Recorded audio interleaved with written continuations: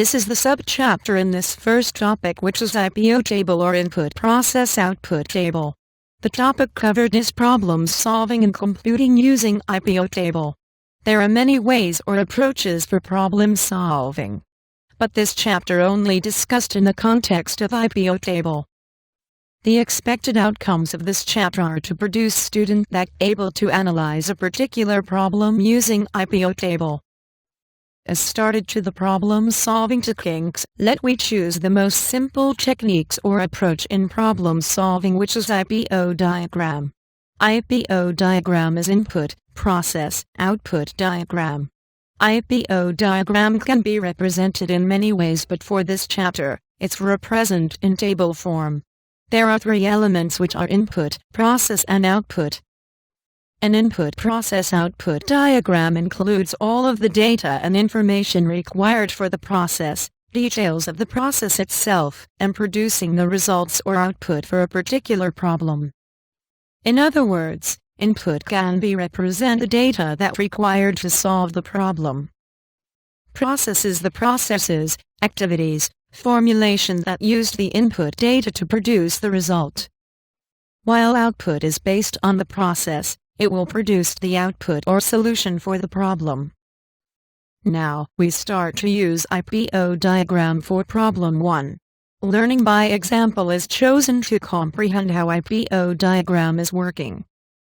Problem 1. A father of a family with 3 children encourages his children to keep the balance of their daily expenses in saving box. By the end of the year, the father wants to calculate the total saving of his children. Get the total saving. Complete the IPO diagram for this problem. Now, we start to develop the IPO diagram for the input element. Refer to the problem. The first sentence in the problem is represent the input activities. Therefore, we found the input or data element for IPO diagram of this problem or total balance of children 1 at the end of the year. Total balance of children 2 at the end of the year.